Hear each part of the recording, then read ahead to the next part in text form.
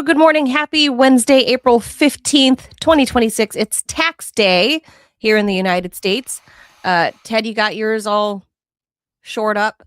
Israel's wars aren't going to pay for themselves, so I know. got to send them off. Of course. So I'm a little annoyed at my accountant. I hope he doesn't watch the show. I rushed to get everything in to him back in early March. That's pretty good, but he's like, "Oh, I got to file an extension." Who's this? We got to file an extension, and he has to file an extension, and he's going to send me the estimate today that I'm apparently going to have to just turn on a dime to send, because you still have to pay even if you're doing an extension. So he's like, kind of like, I don't even know how much it's going to be. I mean, am I going to be cleaned out or what? I don't know. Oh, that's annoying. Yeah, we're early filers too.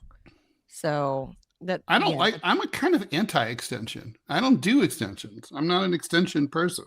Yeah, I feel like it opens a can of worms for the IRS to screw up. I don't even know if this has been sorted out from pre-COVID, but I told you I technically lived in multiple states technically, because I was technically still a California voter, even though I was physically working in DC, but my residency was still in California because I owned a home there, and then taxed in multiple states.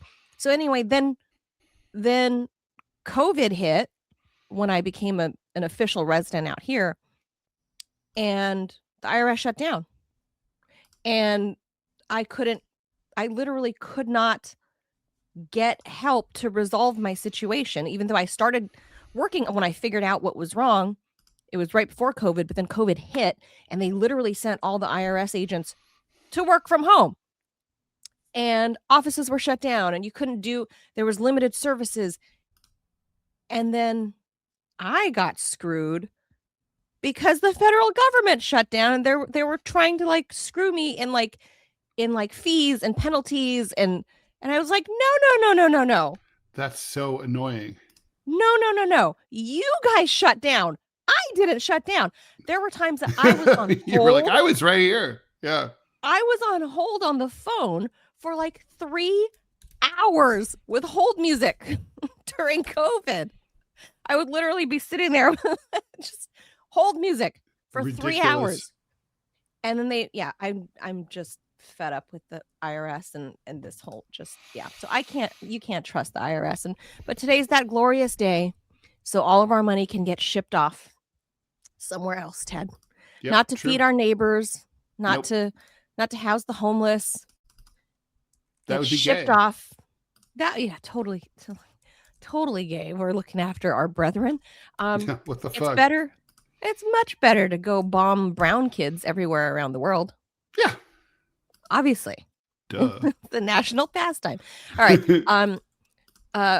Worth mentioning, obviously, this is the Ted Manila Information Show, TMI show for short. I'm Manila Chan. That's Ted Rawl.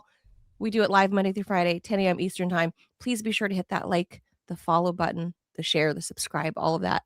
So you help our little show continue to grow. I saw people commenting in the Rumble room, Ted, that they really love the ecosystem, as they're calling it, the morning ecosystem that they have to watch with JT on his own, Jamarl on his own, and then Deprogram, and then TMI. I like because they said they're getting a variety of non-mainstream news. That's awesome. That's the idea. That's fantastic. What can I say? I mean, that's great. Yeah, news and snark, obviously. So there's that. Honorable mention. We do promise snark because we're all Gen X. Snark comes with the territory. That's just how, That's how we roll. When you're the generation, the forgotten generation that no one cared about, your parents didn't care about, or the media doesn't even mention us. They'll have those charts, all the generations compared, and you're like, something's missing. What happened to all the people born from 60 to 80? Where's that? Who? What happened there? But honorable mentions are, I guess they're Gen Xers too. Our fellow brethren, 2 of them are out of Congress officially as of last night. Eric Falwell. Yeah, they're not really proud member. We're not really proud of them. Yeah. Eric Falwell and Tony Gonzalez of Texas. So 2 twats. But both wife beaters. One may be a rapist, and one may be involved somehow in a suicide. So Awesome guys that we elect to office all the time. Mm-hmm. Peter, thank you for the donation. Peter says, I just sent in checks totaling 5 figures for 2025 and first quarter 2026. Oh, luckily, you got to do both. I have it. I wish I could deduct donations to TMI. Don't we all? Should we start a 501c3 or something? We probably could. Yeah. We probably could do that. Yeah. We'd have to look into it, but that, that's a thought. Yeah. That is a thought. Look, rich people do it with their whatever foundations. Yeah, with their bullshit. Yeah. Like, what the hell was the Clinton Foundation and the Clinton Global Initiative and the Clinton whatever? Those are just all fronts to evade taxes and launder money. That's true. That's really all it was. So I think one of them is shut down. I can't remember what, but they had so many scams going. Ted, you and I could do that too. We'll figure it out. Why can't we grift? Why can't we do what the Clintons did? Because how come only the elites can do it? Yeah. How come us normies can't do it? I don't know. All right. Robbie says we have an ad to get to. If it's still there. Is it still there? All right. He's going to put that up and then we'll hop to the news. Okay. But yeah, tax day. What a horrible, annoying every year. And we really don't get our money's worth, Peter. You shell out money and we don't get the services that we're owed, I think, for the taxes you pay, for the amount that you pay. Yeah, that's undeniable. I really don't get an ROI. I know our taxes are a little bit lower than like in France, their taxes are like 10% more, but they get so much more out of it. It's like they get more services, right? Yeah, exactly. Like childcare. Yeah, and elderly care and all sorts of stuff. Oh, do they? Oh yeah, no, yeah. It's not like it's not the problem of like you as an individual to take care of your parents. The state does it for you. They don't send them to some gross home necessarily. If they can stay in their house, they send someone to your house, a home care attendant, to like do your dishes and cook meals for you, make your bed, like a helper. They send you a helper. Wash you, et cetera, et cetera. Wow. Yeah. Well, that's yeah. You get shit. Being French like counts for something. It's worth something. Yeah. It means something. How about that? What's that like? All right, let's get to the first sponsor of the day. Okay, still haven't tried 1775 coffee? Now's your shot. The 1775 starter kit just dropped. Only 1,000 units. You're getting the bold dark roast that hits hard, the smooth medium roast, and the vitality mushroom coffee for clean energy with laser focus, no crash. All single origin, small batch, toxin free, and mold free. Plus, you'll be getting a gold spoon clip because freedom ain't scooped with plastic, and a frother strong enough to stir up your coffee and your mother-in-law's opinions. Plus, you'll get a black 1775 tumbler, $170 worth of coffee and gear, all yours for $99. This is for all of you who've been watching 1775 blow up here on Rumble, wondering if it's actually worth it. Spoiler, it is. Go to 1775coffee.com/studio and grab your starter kit before they're all gone. Bold beans, clean fuel, and a morning routine that stands for something just like Rumble does. And I don't know how I don't have that completely memorized. I know. I was wondering that about myself. Like, I don't know why it hasn't stuck in my brain, but seriously, can somebody at Rumble, like, I'll write you new copy because I'm just tired of saying the same. I know. Yeah. Because there's no way after like 8 months of saying this that you've only not sold 1,000 units. Yeah. It's just not possible. Like, no, it's not. It's not. No. Like, it would be really bad if you've sold 1,000. You sold them to Robbie by himself. Right. So I don't. Seriously, I will write you guys free copy. Seriously, I just don't make me read the same. I'll edit it. I'm good at Don't editing. make me read the same, like, outdated copy. That's all I'm asking, Rumble people. Oh, look we'll reach out to our friends at Rumble. Oh, look at Alec Alec X49 gifting out memberships. We have another Santa in our our Rumble chat, gifting out memberships there to Arian, Gordy, and Ek Onkar and Antez. Oh, that's really nice. Arian Gordy says tax evasion is probably the most American thing a person can do. Yeah. Fuck taxes. Yeah. Especially when it goes to the oligarchs and Israel offensive force. Just PMO, or my opinion, probably. So sad. No taxation without representation. That is true. I lived in the district for when I first moved here, and that's on the license plates. And it is. We had shadow Congress members representing us that just get to go up there and bitch and complain, but it doesn't mean anything because they don't get to vote. So. Right. Yeah, they can whinge. Yeah, that's it. They're just there to bitch and complain, and that's all. So, there's that. Oh, Alec. That's weird. How did I even Matina got one? I got one to our own gifted membership. But do you have what's happening? Like, I don't know. good, it's a good thing we're members, because if we weren't, we might not be able to do our own show. Which would be very embarrassing, really. Oh, thank you for a channel subscription to our own show. I wonder if that means we get to watch the other Rumble stuff. I don't know. I think that's what it maybe. Arian says PMO means pissed me off. Ah, okay. See, I'm not hip to all of these. You guys know I'm super. We live in a rich world of acronyms these days. It's too many. I'm just super analog, and I don't know. Like my 7-year-old says, "Oh, so and so is AFK," and I'm like, "What? Why do you know that? You're 7, like away from keyboard when he's playing like." Oh my god, I never even heard that. Yeah. Okay. Yeah, Robbie first introduced me to that. I was like, "What the hell is AFK?" That's actually worth knowing. Yeah. Yeah, AFK. I was like, AFK. Okay. Whatever. Gen X. All right, let's get to the news.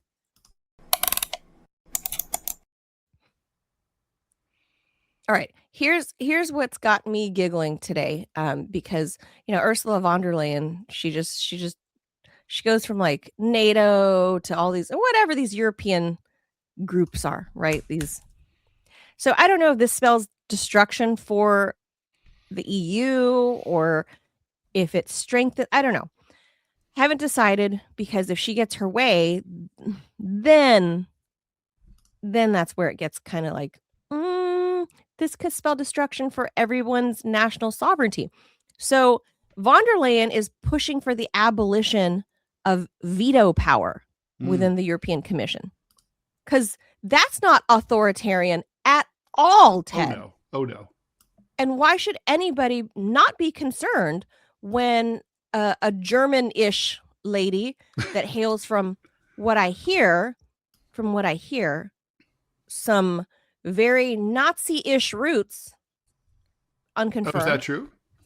That's what I heard. Some of her relatives may have been high-ranking members of the former government of Germany. So why is that scary when she's pushing to abolish veto power? That's not scary at all. A little Nazism never killed anyone. Well, God. So she says the time has come for the EU to remove individual member states' veto power on the bloc's foreign policy decisions. She is the European Commission President, Ursula von der Leyen. Von der Leyen issued the calls less than 24 hours after her longtime opponent, former Hungarian Prime Minister Viktor Orbán, lost power in a general election the other day to the pro-EU. This is not entirely true either. Like, he's not super pro-EU. The Tisha party, led by Peter Magyar. He's ish. He's very ish. Or Peter Hungarian, I guess is his name, is what it translates to. Yeah, that's Who true. knew? Mr. Orbán, who is a staunch critic of Brussels, used the unanimity requirement to stall numerous EU policies. How pesky! To stall numerous EU policies during his time in office. In recent months, Budapest has been vetoing the bloc's 90 billion euro emergency loan for Ukraine. That's 105 billion US, citing Kiev's reluctance to resume supply of Russian oil to Hungary via the Druzhba pipeline. Von der Leyen insisted on Monday that moving to qualified majority voting in foreign policy is an important way to avoid systemic blockages, as we have seen in the past. The European Commission head has long been trying to force through a series of fundamental changes to EU rules in order to create a two-tier bloc into which Ukraine could be integrated despite not meeting the standard requirement to become a member state. So she's trying to find a way to bend the rules to get Ukraine into the EU, which, of course, Vladimir Putin has said a million times, I don't care. Join the EU. Go ahead. Yeah. Let them be your problem. Let them be your financial problem. Also, You it would deal not with them. be, I think it would benefit Russia to have an EU trading partner potentially on Next their door. border. Yeah. Yeah. He's never been opposed to that. I think he's probably quite in favor of it. Yeah. It's the NATO thing that's the issue. So the EU should, quote, use the momentum now from the defeat of Orbán, is what she says, who staunchly opposed EU accession for Kiev to make the changes to its regulations and put an end to the veto rule in international relations, von der Leyen insisted. She welcomed Magyar's victory, saying that Brussels will engage with this government from day one. Quote, there is much work to be done as Hungary returns to the European path. I've heard According that to work von will der make you Leyen- free, is what I've heard. According to von der Leyen, the mindset of the commission regarding Magyar is, quote, let's double down on him. If they deliver, we deliver. Brussels is currently withholding 35 billion euro in EU funds for Hungary over disagreement with Orbán on Ukraine, disagreements on migration, disagreements on LGBTQ rights, and a whole host of other issues. EU diplomats told media that the bloc expects Magyar to unlock the 90 billion loan to Kiev alone, Ted, because they have so many ways to repay that and reverse some of the predecessors' key policies in order to mend ties with Budapest and Brussels. The Tisha party leader said Monday he is not intending to veto funds for Kiev, but added that Budapest will not participate in the EU loan due to their own financial difficulties. Magyar also criticized the idea of accelerated Ukrainian accession to the group while insisting on continuing energy cooperation with Russia. Hungary, quote, will procure crude oil and gas in the cheapest and safest way possible, which is through Moscow. And Moscow said it's open to building friendly and mutually beneficial relations with the new authorities in Budapest. So, von der Leyen, I think she was speaking, she put the cart ahead of the horse. I think she was assuming that anybody who's not Orbán is going to be like quick to jump in the sack with von der Leyen and the rest of the EU bloc. This guy seems, I mean, it's been 36 hours, Ted, maybe 48 at most, if we're going by Budapest time, that this guy's been the new prime minister, right? Yeah. At most, he's settling in, but so far, the signals to me say that he's not as hard right as Viktor Orbán. No, but he's still not a conservative. Eager. He's still and he was a good buddy of Viktor Orbán's until he wasn't. But I mean, this as you and I know, that can happen. Well, you can have a person who you think you're very close to, and then you're not. And you don't really know why. That's kind of like what happened to Viktor here. But these are ideologically, you have to assume there's still similarities here. Right. Whether or not they're best buds anymore. It doesn't matter, or if he's an acolyte or whatever, it doesn't matter. The point is, this dude is still, maybe he's Viktor Orbán light, right? And maybe Ursula von der Leyen doesn't know that. Maybe she hasn't realized, or maybe she's projecting that's the hope, is that the funny thing to me, Ted, is that she's suggesting they remove the veto power. The veto power only, by the way, like the EU membership doesn't work like a straight parliamentary system. It's more fucked up and convoluted than that. Mhm. The only veto power comes from the top, from the what they call the commission. So basically the heads of state of all the members. Mm. So what is it? 27 members. So 27 heads of state. Only they can veto, which is why Viktor Orbán was like the stick in the mud, or the monkey wrench in the spoke of what would otherwise be unanimity. And that's what's required to like pass things like this gigantic loan, which who's underwriting, Ted? All of them? They're not underwriting 90 billion equally, because everybody's economy is different. So Right. So who's underwriting how much? Like, of course Hungary's going to say no. They have a tiny economy and a tiny population, and a lot of their funds go right back towards their own people, which they should, including trying to get the birth rate up. They give bonuses to families that get married and buy houses and have babies. They're trying to not have population collapse like the rest of Europe. So who's underwriting? Who would underwrite this 90 billion euro loan to Ukraine and then hurry them into the group? Who's underwriting? Germany? They're not doing great. Nope, they're not. France is looking at getting a right-wing president after, next year. So yeah, we're not sure which one, but yeah. Right, yeah, somebody right-wing. So is that why they're trying to hurry? Is because they know the clock's a ticking and von der Leyen's trying to... Sounds like it. Yeah, I feel like she's trying to hurry this along. So you got to pass your grift before all your key players are locked up or out of office, is what I think. That's how I'm reading this. Tell me if I'm wrong, and you guys tell me in the Rumble chat if you guys think I'm wrong on that. But I think that's what it is she's trying to hurry up, accelerate the grift, because the people that are in cahoots are soon to be out. Maybe Blue, thank you for the donation. She says, guys, super random, but I've heard the U.S. blew up the Nord Stream pipeline to push the Europeans away from Russia. Do you have any thoughts on this? I have no idea if it's true. It's true. God, 100% 1,000,000%. Yeah, no question. 1 gazillion percent true. Not only from Cy Hirsch's reporting, but just all the trails of evidence, including our very own beloved Victoria Nuland. Such a the sweetheart. way she's a doll. She all but said, "We got those motherfuckers." She basically said that. Basically, yep. I'm paraphrasing, but she basically said that. We 100% under Joe Biden, 100%. And what's her face, head of lettuce? That was the prime minister for 2 minutes. Liz Truss now has a show. Liz Truss, can't even remember her name. She was in on it, and she texted. Who did she text? Biden?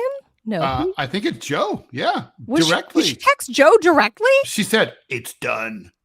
It is done. That's gangsta. That's like, it's like Biden told her to do this or told them or whatever. Although the problem with that is that 100%. With that report is, of course, that the implication is that the Brits did it at our behest. Right. And it's not it's a convoluted mix of all these people that are, even though the Brits are no longer in the EU, the EU players in and around that area, and some allegedly Ukrainian special forces or what, I don't know. That I don't know.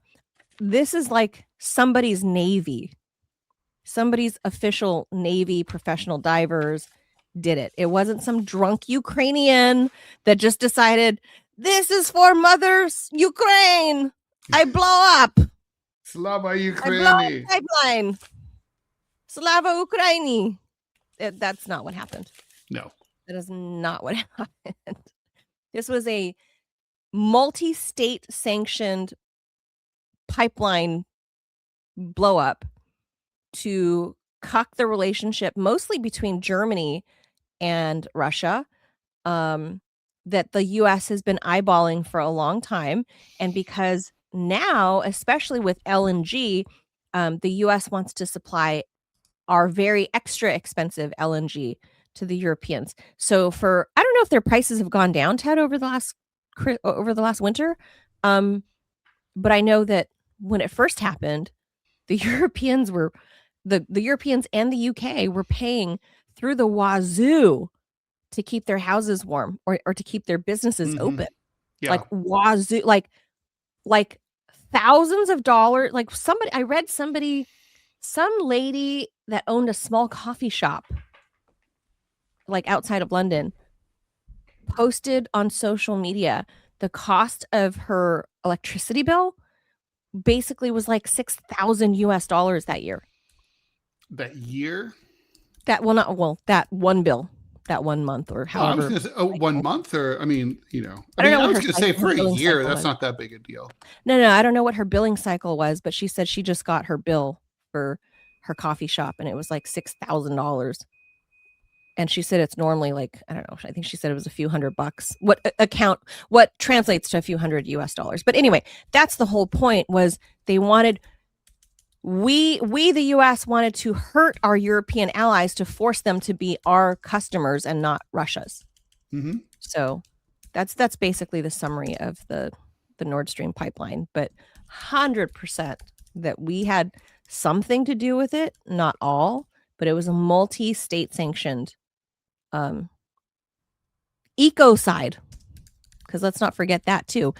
We're still, not only has the economic impact not been resolved or restored, we're environmentally gonna be paying for that for years to come. Mm-hmm. Years. So whatever fish or wildlife are there, they're going to be screwed for years. So true. So yeah, yay Nord Stream. Yeah, we haven't talked about Nord Stream in a long time. I'm glad you brought that up. No. So yeah. So what's Ursula von der Leyen going to do about that with the 90 billion euro? You guys thought about fixing that yet, or getting oil elsewhere? I think the Russians it's the Russians' pipeline to fix, right? So no, Germany co-sponsored the whole thing. They put in tens of billions of dollars or euro, either way, tens of billions of euros themselves. It was it's a joint venture. Yeah, it was co-built by the Germans, because Angela Merkel, that was like her final legacy. She wanted to leave. And remember, she came on her goodbye tour. She came to DC and told Trump or maybe it was Biden already, whoever was in office at that time, she came here to dig her heels in and be like, don't you mess with my pipeline. We invested in it. I cut you. Man, whatever you think of Angela, she's, I don't always agree with her policies, but I will say she was kind of a tough old lady, Yeah, that's true. I mean, she wasn't that great at the time, but when you compare her to what followed, you miss her. That's really our politics, right? As shitty as anything is, our politics are a study in entropy. They're only going to get worse. So we're going to look back at Joe Biden and be like, that guy, I didn't think he was so sharp. But now looking back, I mean, he was like really brilliant compared to what we've got now. We're going to look back at Donald Trump and be like, he was kind of erratic, we thought at the time, but Jesus, we had no idea. I mean, that guy was steady as she goes compared to where it is now. To whoever it is that we have. Yeah, it just gets worse and worse, because now they have Frederick Merz, who has like no spine. They just everybody everywhere is getting worse and worse and worse. You thought Liz Truss was bad for those 10 minutes that she was in office. Now Now you you miss have her. Keir Starmer. Now you're like, oh, I wish the UK would get their shit together and bring Liz back. Yeah, exactly. Like, Liz, call your office. We love you. We miss you. We're sorry. We miss you. How are you, Liz? Yeah. So, yeah, everything's just getting worse. Ugh. All right, let's move on. Okay, for years, social media has been sold as a way to stay connected to your friends, your family, your cat, and the people who matter most. Your cat. But new data suggests that idea no longer reflects how the platforms actually work. A new study from the Institute for Public Policy Research in the UK finds that only about 18% of content that people see in their feeds comes from their friends or their family. The rest is from outside their personal networks. 35% comes from influencers and recommended accounts. 29% are ads or brand content. So about twice as much content is coming from your strangers as from people you know. Meta, TikTok, YouTube, companies like that have moved away from chronological relationship-based feeds toward algorithm-driven systems built to maximize engagement and watch hours. Content is no longer prioritized based on who you follow. It's based on how likely it is to keep you scrolling. Researchers are increasingly calling this model interest media instead of social media. So rather than acting as a digital extension of your social circle, like where your mom posts your vacation pictures or whatever, these platforms now function more like a personalized entertainment channel, delivering a constant stream of content tailored to your behavior. The consequences of the shift are becoming more visible. So despite spending more time online, users are actually interacting less than before with people they know. Passive consumption is replacing direct communication. Social media is less about relationships, more about content. And this may help explain why a lot of people report feeling isolated, even though they're constantly connected. There's other implications as well. Two users on the same platform can have totally different experiences, which means that we have like a siloed environment and we don't have shared information or common cultural moments. And of course, your family and your friends are still there, but they're only less than 1 out of 5 of your personal connections. You are now, they're competing for your attention with all this slop. So basically, that's super interesting, you know? Yeah, I thought you'd like that. I mean, that's why in the past year or year and a half, I've really just kind of fallen off social media because I recognized what I was seeing, right? Was that I can't find my friends in my feed to save my fucking life. Everything is a suggested profile, like on my Instagram feed, for example. I just want to see what my friends are doing, the people I follow. And Mark Zuckerberg insists that I look at, like, obviously I think Zuck knows I'm a parent, I'm a middle-aged parent or whatever. So they're trying to show me content based on that and advertisements based on that. But, 1 out of 20 scroll past profiles I go through, maybe I'll see a friend and be like, oh, so-and-so's kid just graduated high school. Like, how nice.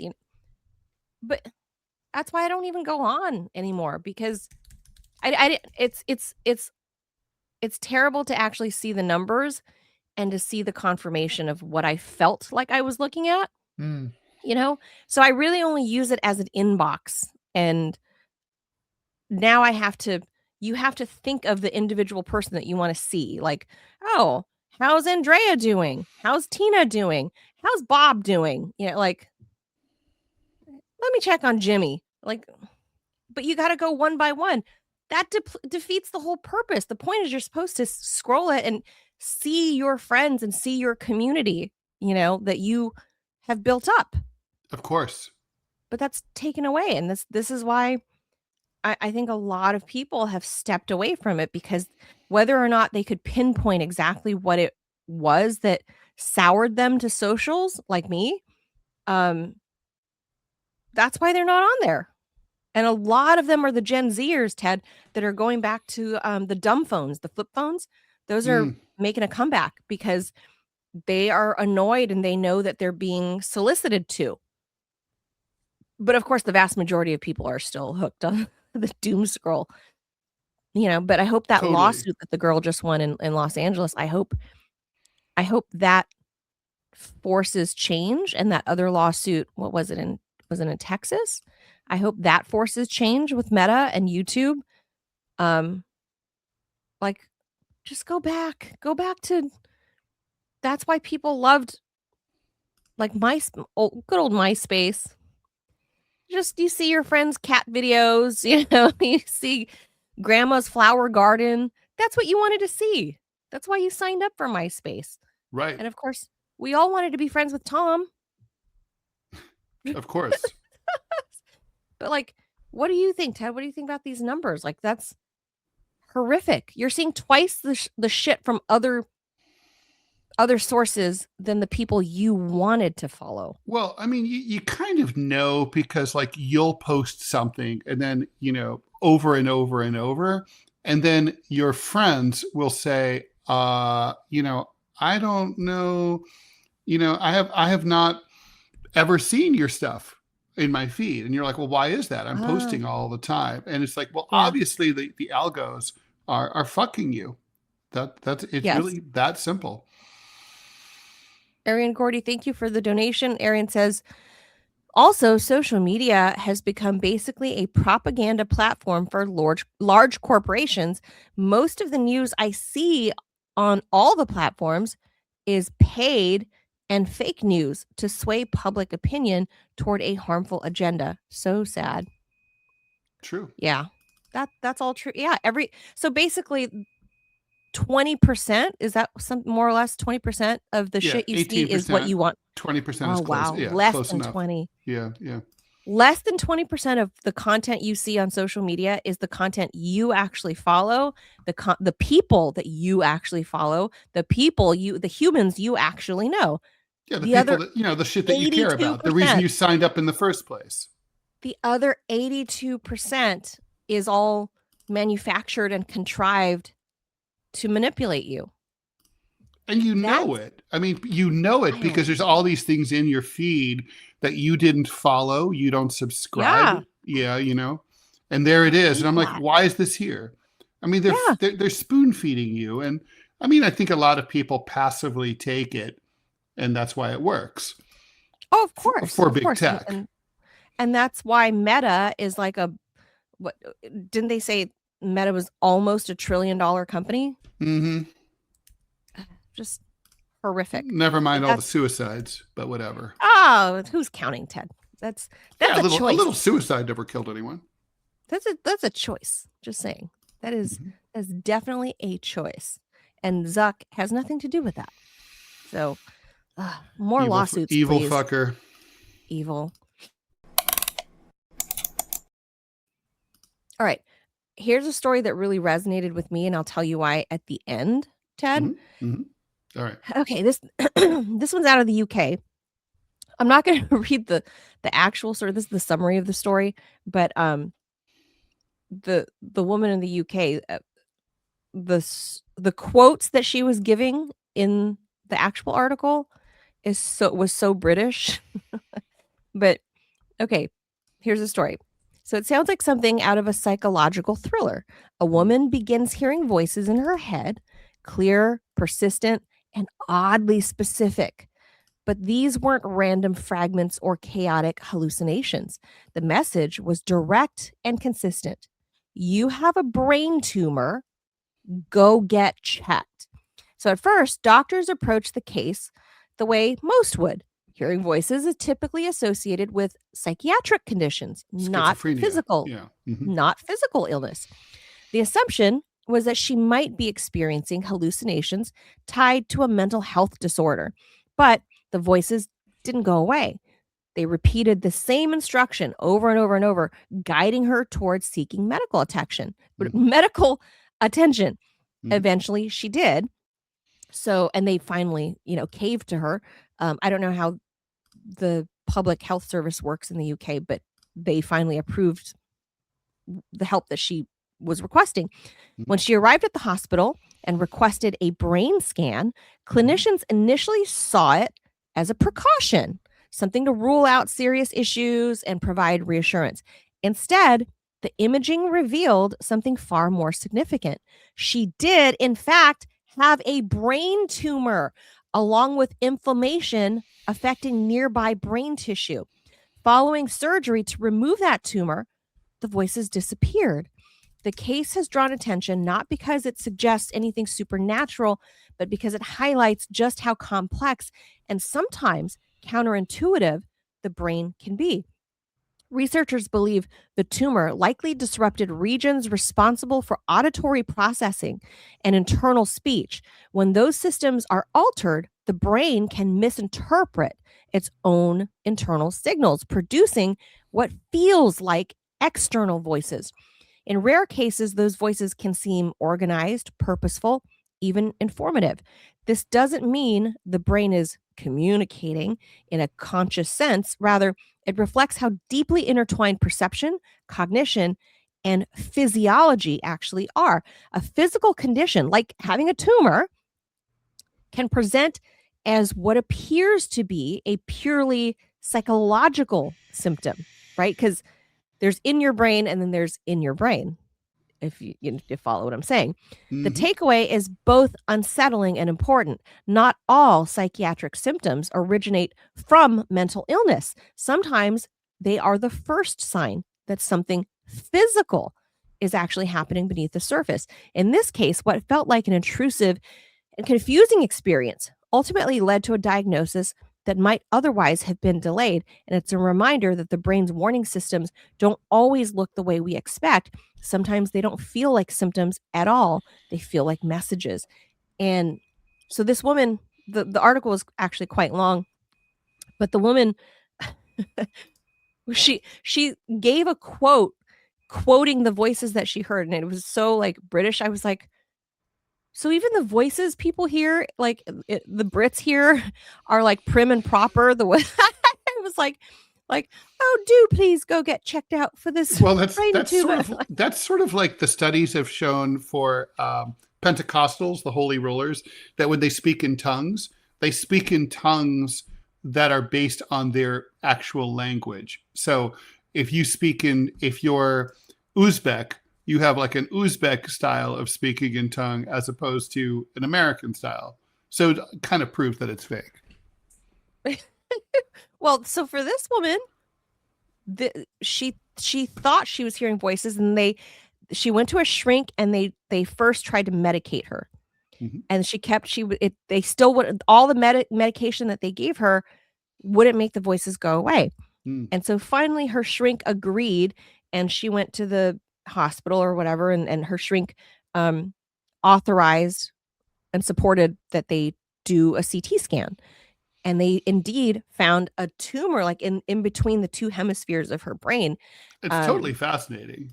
Isn't that weird? And so here's why I believe that just gave me chills when I read that. So you guys know, in the spring of 2024, like May 2024, I found out I had like very early stage breast cancer, right? And then I had a double mastectomy by September of 2024. However, in 2020 November, I think it was November, right before the holidays, November 2021 is when I finally caught COVID. And I believe it was Delta. It was really a hot mess. And I was hallucinating, and something told me there was something wrong with my breasts in late 2020. So I came into 2022 with this nagging feeling that there was something wrong with the boobs, that there was something wrong with the girls. And I had, because it was COVID, like a lot of women, I punted on doing my annual breast exam, once you're over 40, right? I punted on doing that. So come 2022, I had this nagging feeling. We still were not out of COVID, and I just didn't want whatever. And I punted again. So for like 3 years, I skipped. But I had this nagging thing in my brain that there was something told me when I was in one of my fever dreams in COVID, literally, like when the fever broke, I told my family, I told my husband, and I said, something told me there's something wrong with my boobs, my left breast, like specifically my left boob. So that would kind of gave you the urge to go to, I mean, you don't think it's just a coincidence? No, I don't. So then I finally got around to, I was like, okay, we're out of this COVID shit. And like, just so many things happened between 2022, 23. So 2 years in between had gone by. Is there a history of breast cancer in your family? Yeah, but my BRCA tests were negative. So I didn't inherit those things. So there is breast cancer, but that's because breast cancer affects 1 in 8 women. So, but for me, I didn't inherit any of those BRCA gene tests said no. So for me, I would assume maybe environmental or whatever. But the whole point to my story relating to this British lady is that something deep inside of me told me there was something wrong. And maybe it was because, cancer takes a while to develop before it can even be seen, right? Like it doesn't just appear like in a month, 2 months, 3 months. It takes a while for any kind of tumor or whatever to be able to be seen in your mammograms or in whatever. So maybe ultimately I punted just long enough for it to appear. I could have punted on doing it, I could have gone earlier rather than later, and they wouldn't have caught it, and I would have just probably sat it out, and maybe it would have gone further along. But anyway, there was something in that COVID fever dream that told me there was something wrong with my breast. And this woman said the same thing, that she was hearing voices. I didn't hear voices, but I had this dream and this feeling I could not shake for 2 years. Yeah, that's very freaky and very creepy for sure. This reminds me a little bit of the Texas, the Texas Watchtower shooter in the mid 60s. So very famously at the University of Texas at Austin, a military veteran went up to the Watchtower. There's a Harry Chapin song about it, where he opened fire on basically everyone in the quad. Shot a bunch of students, maybe professors, I don't remember. Anyway, the point is, it was a big traumatic, big story. Anyway, he had written a suicide. He was killed, and when they went to his home, they found his suicide note that he had typed up, and he said, I started hearing voices. I'm convinced that I have a brain tumor that's making me more aggressive. This is not who I was. This is not normal. I really would appreciate it if in the future, I know we don't have the technology to do this now, but if you could do an autopsy, I think you will find that I have a brain tumor that is impacting so you know where I'm going with this, Manila. So did they do it? In 1960, so they kept his brain. And indeed, decades later, they performed an autopsy, and indeed, they did. They froze his brain, right? They didn't have the technology to do the proper, they hadn't mapped the brain to know like which section did what well enough. Anyway, long story short, they finally ultimately, I could be misremembering the timeline, but the point is they waited. Okay. And then they did the autopsy, and they discovered that indeed he did have a brain tumor. Indeed, it was pressing on the part of the brain, I think the amygdala, I could be wrong, that like controls aggression. And so he was right. The dude was totally right. So he knew. Well, more recently, the shooter in New York City that was trying to look for, I think he was looking for the ESPN office, I think, or no, NFL offices. Yeah, that's right. NFL in Lower Manhattan. Was it Lower Manhattan? I think so.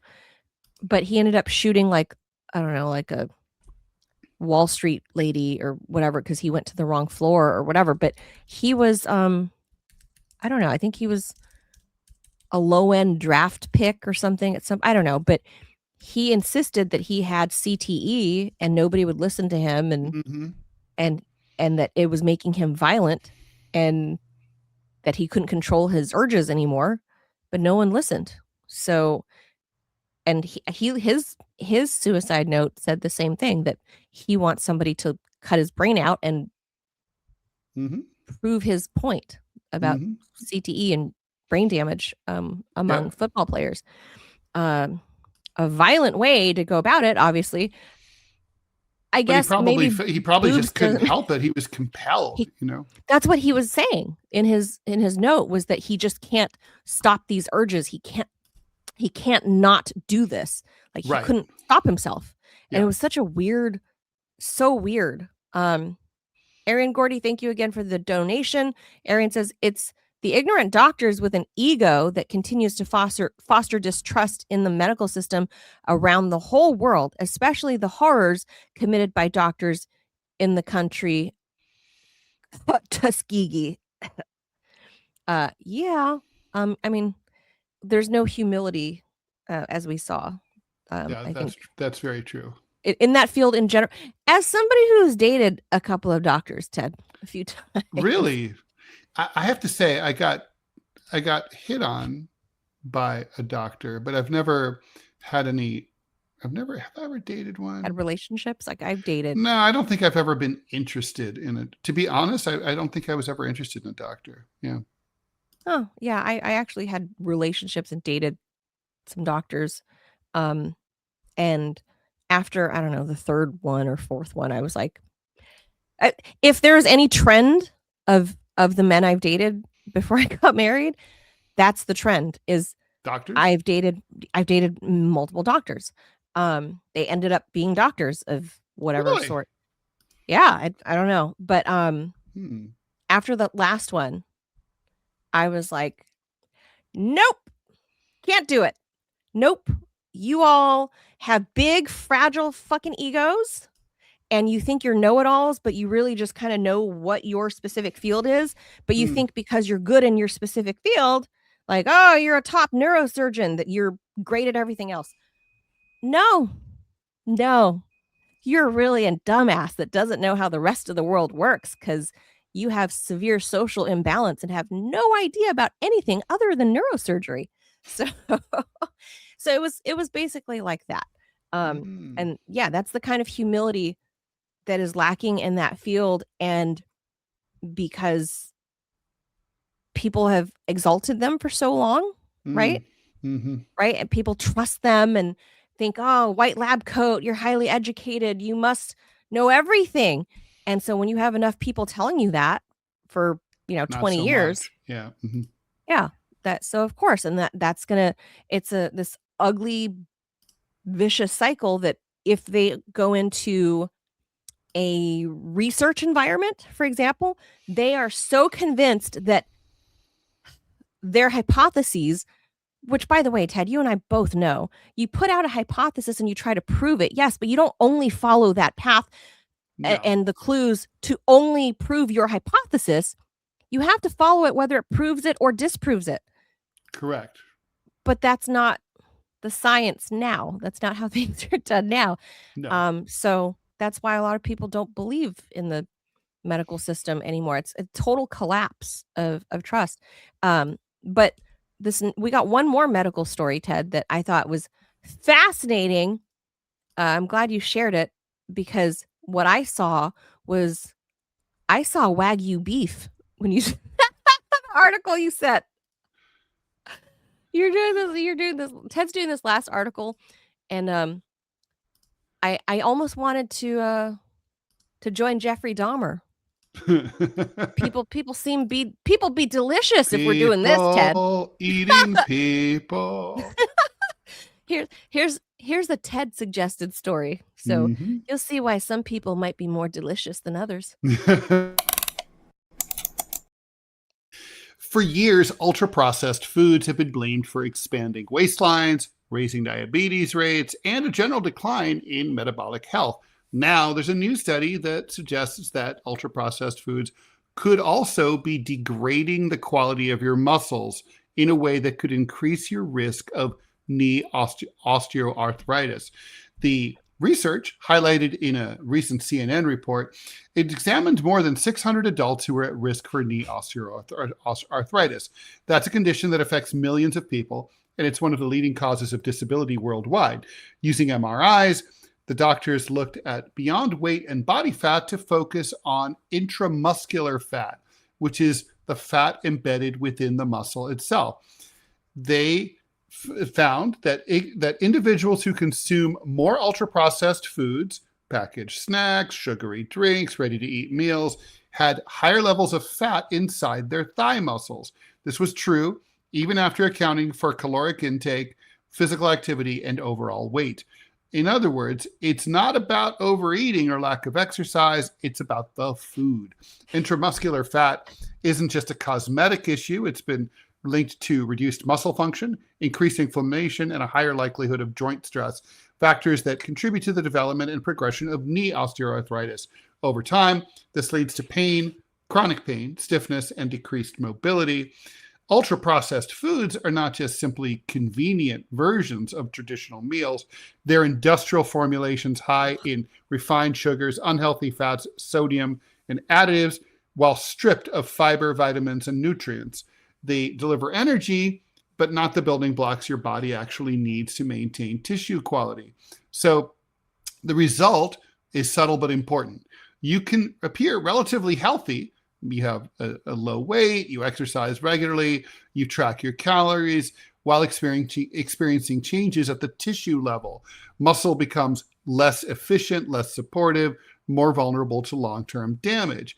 So it's not just how much you eat or about how much you move, it's what your body is made of. So you end up with basically your food, your body ends up looking like marbled meat inside. And Wagyu. Yeah. It's really, I mean, this is the RFK Jr. stuff. This is, look, I believe in it. I think ultra processed foods are dangerous and should be banned. Sure. That's it. Well, the libertarian in me says don't ban them, but more people should be better educated, number one, on them. And number two, real food should be more accessible and cheaper. I mean, that's all access, right? Like that's all part and parcel of having access. Why should they not be banned? I mean, if something is toxic, it should be banned. It's not toxic. It's not the poison that kills you. It's the amount of the poison. So it's if you have not a little according bit to of this. something. Not according to this. It's not the amount. It's the toxic. Yeah, I mean, if you have a teeny tiny bit of anything, it's not going to kill you. Just okay, like that's like saying one glass of wine. If I drink a little bit of, not going to make a baby have fetal alcohol. No, but if I drink a little bit of arsenic, I probably won't die. But I still shouldn't do that. Yeah, but you can't compare arsenic to a Cheeto. As healthy as I eat, I have tons of Cheetos and Doritos accessible to me all the time because I just like having the taste. I might crunch on a couple of them and put them away. And that's fine. By and large, like yesterday, I made salmon for the family, right? Like the whole complete foods. And that's my big thing. I don't believe anybody, these things are already out there. They're proliferated where they're already out there. I mean, it's a dream to say, it's already out there. Get rid of everything. I'm saying ban it. Ban it. No, that's a dream. It's never going to happen. Well, what are you talking about? I mean, we didn't always have these foods. We don't have to have them. They're not necessary. No, I agree. This is just a profit center for corporations. I agree. At our expense. So who gives a shit about them?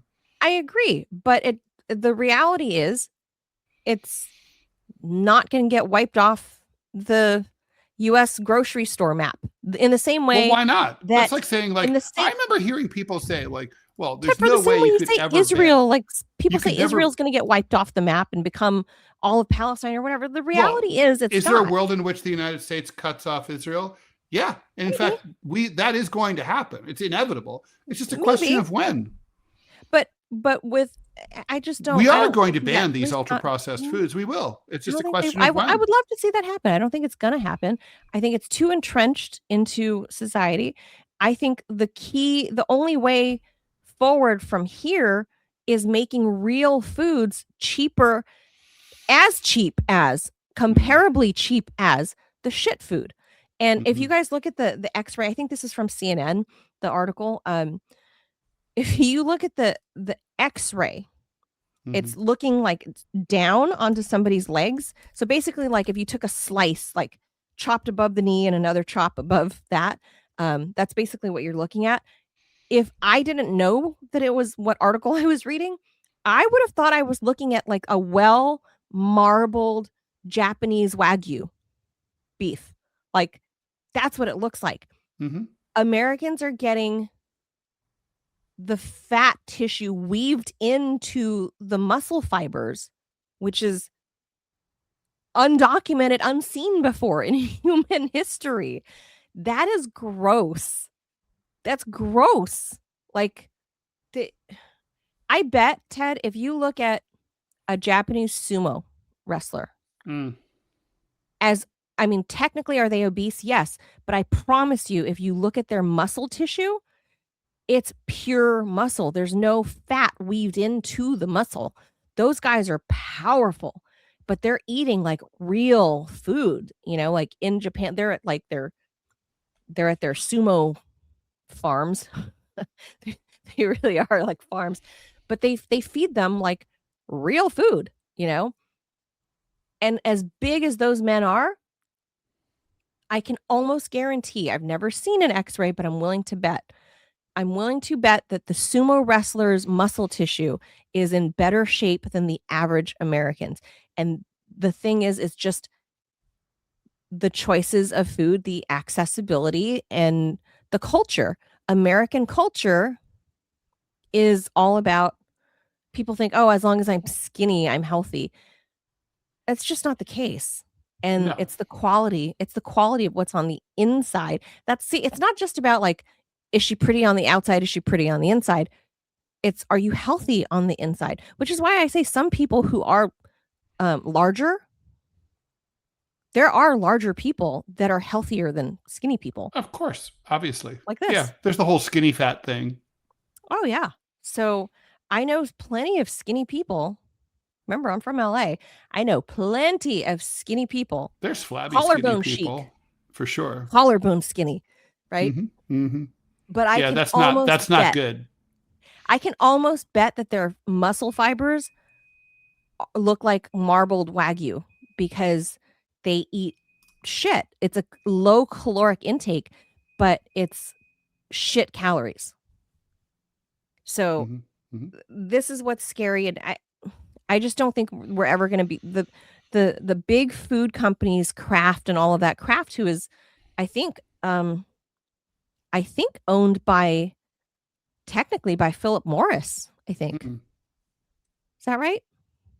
Am I misremembering? I don't know.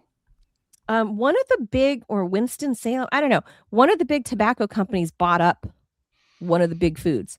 So it might be Philip Morris. Oh, there's a lot of crossover, yeah. Yeah, I think it was Philip Morris buying Kraft or something, or one of the big food companies, one of the big ag companies, and that making food addictive the same way they made cigarettes addictive.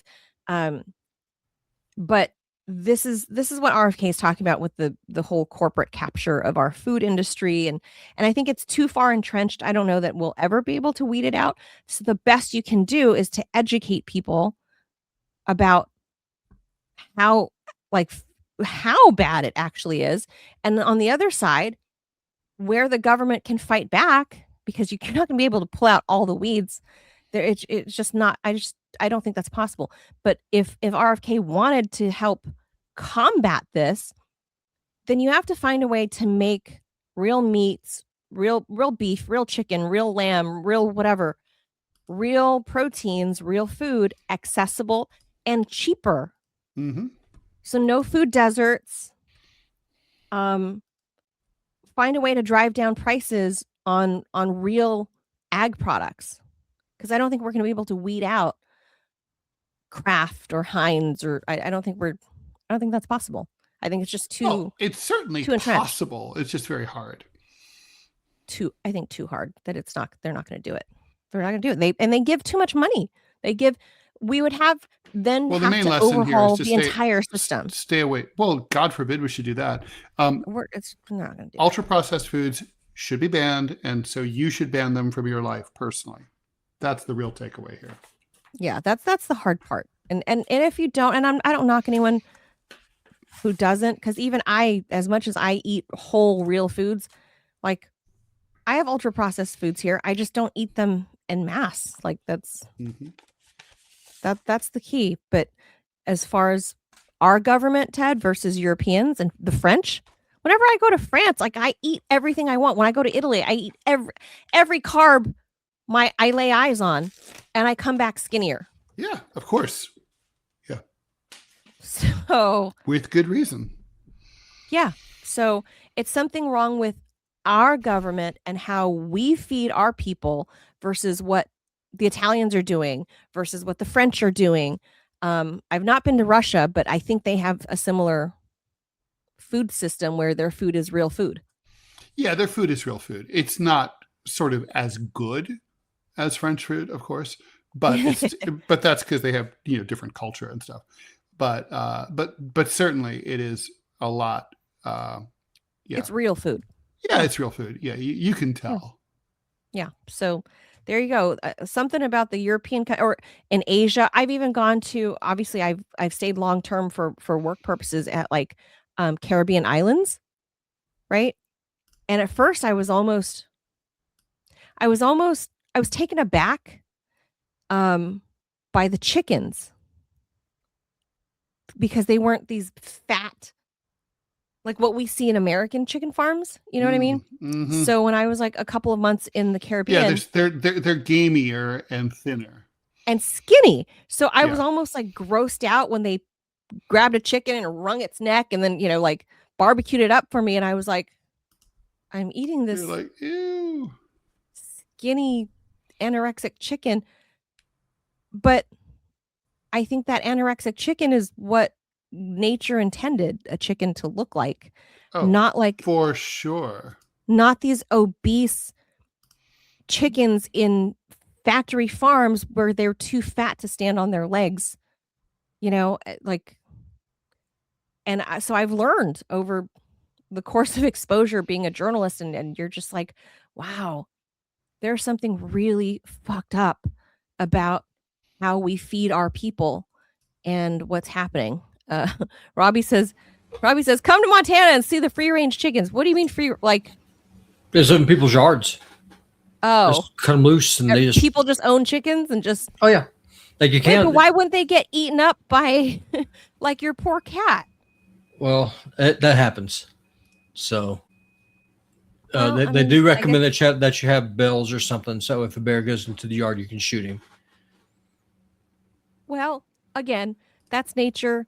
It's natural, and that's how it should be. Yeah, you're not allowed to have chickens in city limits. So if you are in Kalispell proper, it's against the ordinances to have chickens. But if you are in the county, you got all the chickens that you want. And people eat them. Oh yeah, or sell the eggs. Like during the Great Egg Famine, they made mint. Oh, that's right. You were telling me about the egg. Oh, that's where it came from. Mm-hmm. So it made things better. It was good for the local farmers, and the people just had chickens. Well, the Amish got it right, Yeah, here we have a lot of Hooterites. What? Come again? You mean here we have a lot of people who work at Hooters? Hooterites. Yeah, it's like a lot of big-breasted girls in orange shorts. No, they would freeze, but no, Hooterites. They're kind of like Amish, but there's some differences. I don't know exactly what they are, but. Oh, but it's similar culture. Yeah, but they have cars and trucks and stuff. They just dress like they're in the pioneer days. Oh, I've got to look them up. I've not heard of them. Okay. Hooterite. And we also have Mennonites here. Mm-hmm. I've heard of Mennonites. I've not ever heard of Hooterites. I got to look that up. Yeah, Mennonites are strict pacifists. Like I was talking to one, said if someone was raping your wife, you would do nothing to protect her. And he's like, no, it's against God's will. I said, you're a fucking coward. Huh. You're not a coward. It's their belief. He's a coward. The Bible says a man who will not provide for his household is worse than an infidel. Providing for your but the Bible's referring to providing materially. Protecting is a different thing. They're one and the same. If you have no protection, you cannot provide. Mennonites. I've heard of them. I just don't know much about, I've never ever heard of Hutterites. Okay, we'll go look that up. Anyway, we'll leave that there for now, but I'm willing to also bet the people that eat local in Montana are healthier than the people that were studied by this in this CNN report. Well, the problem with the processed food is that's so much cheaper to buy than the organic stuff. I know. That's exactly right. That is the issue. That's why I was saying. That's what I was saying was make real foods cheaper and accessible. Everybody should stay around for Q&A show, deprogram Q&A coming up at 12 noon Eastern in 45 minutes. Oh, okay. So stay tuned for that. YouTube and Rumble. Any more housekeeping, Robbie, before we go? I will be streaming. Is there an ad we got to hit?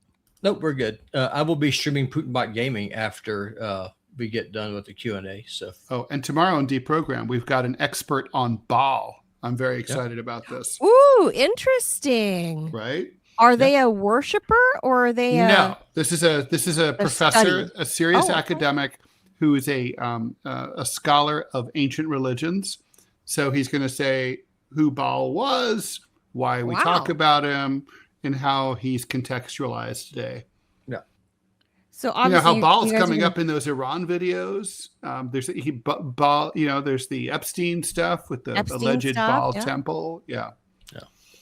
Interesting. That is not a cartoonist.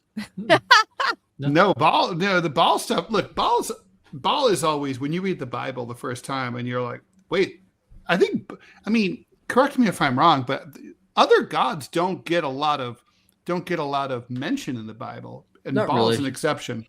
Baal and Moloch are the two that get the most because they're demons, and so they really were up and still are up to some very nefarious stuff.